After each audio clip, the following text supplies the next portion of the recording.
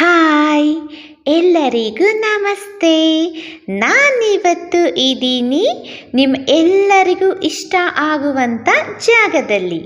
ಅದು ಎಲ್ಲಿ ಅಂದರೆ ಆಲ್ಮೋಸ್ಟ್ ಎಲ್ಲರಿಗೂ ಗೊತ್ತಿರುತ್ತೆ, ಅದೇ ನಮ್ಮ ಪ್ರೀತಿಯ ಬೆಂಗಳೂರು. ಎಲ್ಲರಿಗೂ ಇಷ್ಟ ಆಯಿತು ಅಂತ ಅನಿಸುತ್ತೆ. ಬೆಂಗಳೂರು ಅಂದರೆ ಯಾರಿಗಿಷ್ಟ ಆಗಲ್ಲ ಹೇಳಿ. ನೋಡಿ, ಆ ಥರ ತುಂಬ ದೊಡ್ಡ ದೊಡ್ಡ ಬಿಲ್ಡಿಂಗ್ಸು, ಇಷ್ಟೊಂದು ಟ್ರಾಫಿಕ್ ಎಲ್ಲಿ ಸಿಗುತ್ತೆ ಹೇಳಿ. ಅದು ಸಿಗೋದಾದರೆ ಒಂದೇ ಜಾಗ, ನಮ್ಮ ಬೆಂಗಳೂರು. ಇದು ಸರಿ ಅನಿಸಿದರೆ ಕಮೆಂಟ್ ಮಾಡಿ, ಓಕೆನಾ? ಹಾಗೆ ನೋಡಿ, ಅಲ್ಲಿ ಹೋಗ್ತಾ ಇದ್ದಾರಲ್ಲ, ಅವರು ನಮ್ಮ ಅಕ್ಕ. ಈಗ ನೋಡಿ, ನನಗೆ ಹಂಗೆ ಒಂದು ಚಿಕ್ಕದಾಗಿ ಹಾಯ್ ಅಂತ ಹೇಳ್ತಾರೆ. ತುಂಬ ಒಳ್ಳೆ ಮನಸ್ಸಿರೋ ಅಂಥ ಅಕ್ಕ.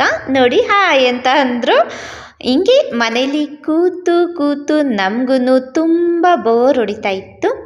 ಅದಕ್ಕೆ ಎಲ್ಲರೂ ಡಿಸೈಡ್ ಮಾಡ್ಕೊಂಡ್ವಿ, ಒಂದು ರೌಂಡ್ 2 ವೀಲರಲ್ಲಿ ಮಾತ್ರ ಹೋಗೋಣ, ತುಂಬ ಚೆನ್ನಾಗಿರುತ್ತೆ ವ್ಯೂ ನೋಡೋದಕ್ಕೆ ಅಂತೇಳಿ ಹೊರಟ್ವಿ. ತುಂಬ ಬೆಳಿಗ್ಗೆನೇ ಹೋದ್ವಿ. ಬೆಳಿಗ್ಗೆ ಆಗಿದ್ರೂ ತುಂಬ ಬಿಸಿಲಿತ್ತು.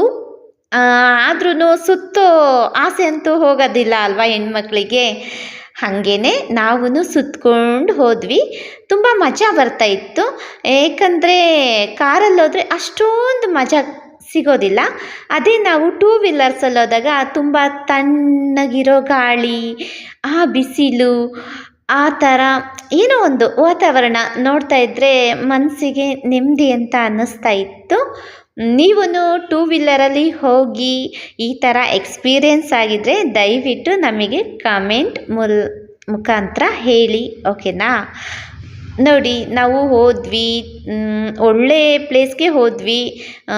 ಅದು ಯಾವ ಪ್ಲೇಸ್ ಅಂದರೆ ಚಿಕ್ಕಪೇಟೆಯಲ್ಲಿ ಹೋಗಿ ಕೇಕೆಲ್ಲ ತಗೊಂಡು ಬಂದು, ಆವತ್ತು ನಂದು ಬರ್ಡೇ ಇತ್ತು.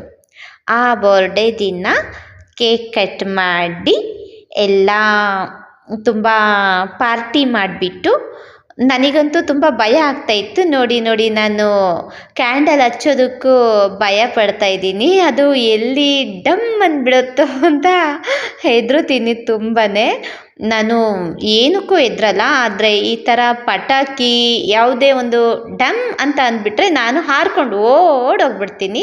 ಇವಾಗ ನೋಡಿ, ನಾನು ಹೆಂಗೆ ಅಯ್ಯೋ ಹೋಗೇ ಬಿಟ್ಟೆ, ನಾನು ಹೋಗ್ಬಿಟ್ಟೆ ಅಲ್ಲ.